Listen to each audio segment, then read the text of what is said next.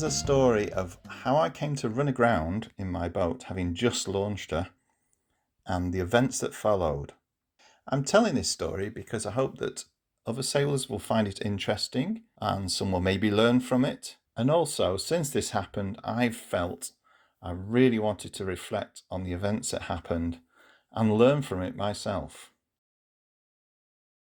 I wouldn't say I'm a beginner sailor.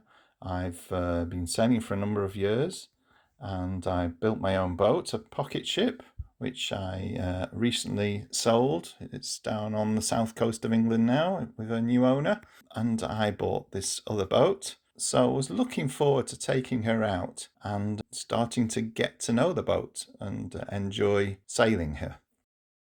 Now, because of tides and life getting in the way, this took some time to arrange to actually find a launch date. The high water at the time, it was at 10 minutes to 3 in the afternoon, and it was an 8.6 metre tide, so a decent tide. There was another boat to be launched before mine, and that went in. Although we had a steady day of preparing her, all of a sudden launch time was upon us. Guys from the boat club were very, very helpful and took the boat down. There were some problems with the jockey wheel on the trailer. I knew already that the trailer wasn't ideal from when we took her out of the water. Anyway, we got her down to the slipway and the launch went very smoothly. So once she was on the water and we got all the ropes aboard, we got the outboard going, we've got an electric outboard, and Pam and I were able to make our way towards the river. It was a beautiful day, and we felt really happy as we sailed along towards the river in the sunshine, in our t-shirts and shorts. We just had a few snacks with us and not a lot else because we thought this would be a very quick trip out into the river, turn around and come back in again. As we were motoring out, I said, you know what, I've not had the sails out yet. I think I'll just get them out so we can have a look, make sure there aren't any big holes in them or anything, and then we'll go back in. So I started to put the head sail on. I had to go to the bow of the boat to do this because it fixes on with hanks onto the forestay. As we were motoring along, I asked Pam to turn more up into the wind because I needed to get the mainsail up. There was too much wind pressure on it to get it to go up the mast. And she said, oh, it's not turning. And so I went and looked at the outboard. Because this is an electric outboard, it's quite silent. And no, that was still running okay. Plenty of battery power in there. So I said, well, maybe it's just because the current's particularly strong at the moment, just pushing the bow back around. I got the mainsail up and said, okay, now she should just bear away. And so I came and grabbed the helm and started to turn away from the wind. But she didn't turn. This is really peculiar, and I should have realised much quicker than I did that the amount of water might be an issue, but it really felt like we were in open water. We had plenty of time, that everything would be okay. It was only some moments later that I suddenly said something unrepeatable and grabbed the boat hook to feel over the side for how much water was actually there.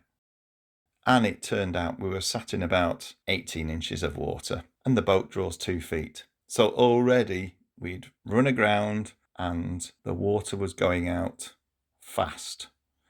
We were well and truly stuck. We tried rocking the boat fore and aft, side to side, but no. She's a bilge keeler, and she was sat pretty firmly on the sand at that point. So immediately I phoned the boat club and spoke to the chap who asked if we needed help coming out into the river. And he said, oh dear, unfortunately, we don't have a boat that can reach you now because you're in too little water. But he suggested phoning the Coast Guard. So that's what happened next. We phoned the Coast Guard.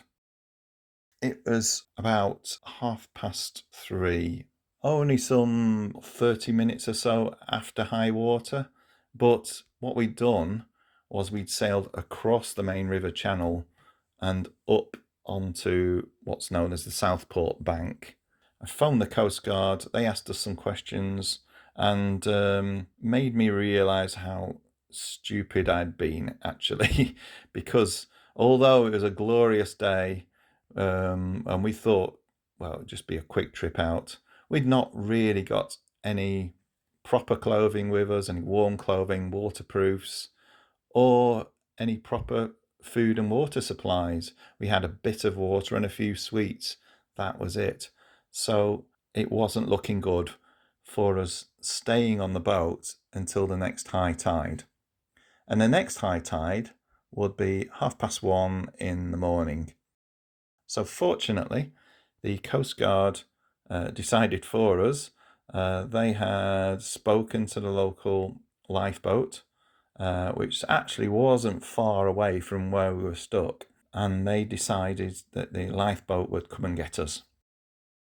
We were worried, of course, about the boat tipping if we'd run aground on uneven ground, or there was a soft spot underneath one of the bilge keels. In amongst these sort of anxious thoughts and trying to think ahead as to how things might unfold and how to prepare ourselves, we had this amazing experience of watching the tide go out from a most unusual vantage point, and it really was magical and scary at the same time how fast the tide went out and how quickly the sandbank we were stuck on revealed itself to be absolutely enormous. After 30 to 45 minutes, something like that, we saw the lifeboat approaching. They launched it from Lytham. It came across the river and they came as close as they could before they hit the edge of the sandbank. I prepared myself for a real telling off, which I'm glad to say they didn't give me. But even so, it felt quite embarrassing that they'd had to come out on our account.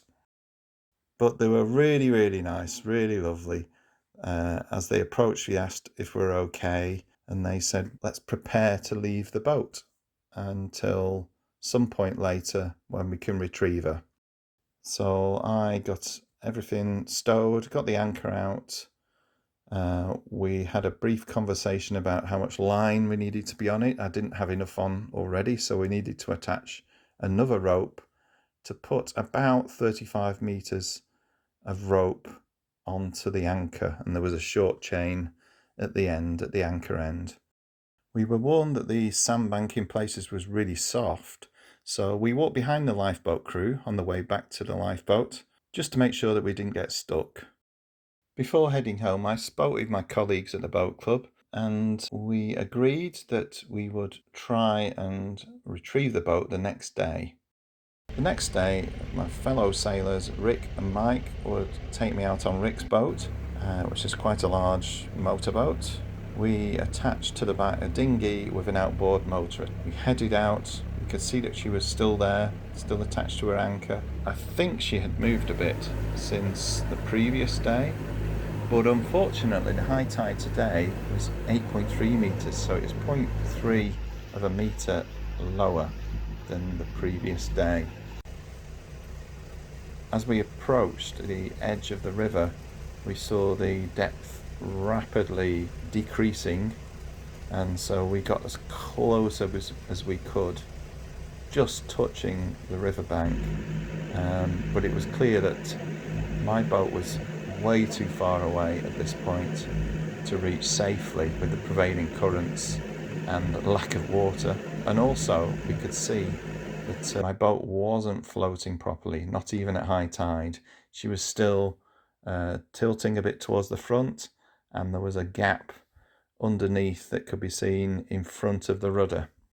So we had to leave her for the time being, and the next high enough tide would be in another 2 weeks. During this time, on most days, Pam or myself would head down to the seafront and look across and see how our boat was doing. I'm pleased to say that she held fast on her anchor, even through some high winds we had the following weekend. And the following week, as we approached the higher tides again, she seemed to move around a bit. So that was encouraging as well, that she wasn't stuck fast and that she was floating at some points as well. This gave me hope again that we could retrieve her. On Sunday the 13th of July, high water was at 1:42 in the afternoon, and it was an 8.7 metre tide, so 0.1 of a metre higher than when we ran aground. This is a bit of a close margin, but we headed out. My son George came out to give me a hand on Rick's boat, with Mike helping as well. This time we headed across and seemed to get much closer than on the previous occasion. I think she'd actually floated closer to the river. George and I got into the dinghy and started to motor across towards her. It was good to get on board, to tie up the dinghy, start to prepare ourselves to potentially float and retrieve the boat. But as we were checking the boat, we noticed that the hatches had blown off, so these were lost to the river somewhere. However, the rest of the boat seemed to be in good condition. There was hardly any water in her at all, so that was good. I got them outboard on the back at the ready, and George went on the bow of the boat to pull on the anchor rope. For a good 20 minutes, George was pulling on the anchor rope. The boat would float for a moment and move a little, but then you'd feel the keels bump onto the sand again. With only 5 or 10 minutes at the most to spare, the boat suddenly veered round. She was afloat. So George, how are you feeling now we're afloat again? Pretty good, yeah. Glad. Well, thanks for all your help with all of this. You're welcome. Been brilliant. Thanks to those guys.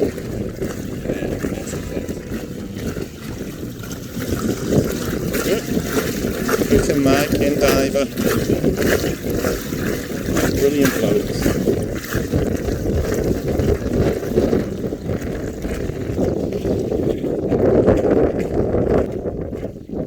But I am highly relieved. No, I was a bit worried out there that we were going to have to leave her again. It got to 5 minutes to high water before she was floating properly and we could motor off. But oh, what a relief now. It's incredible. It's good to be back.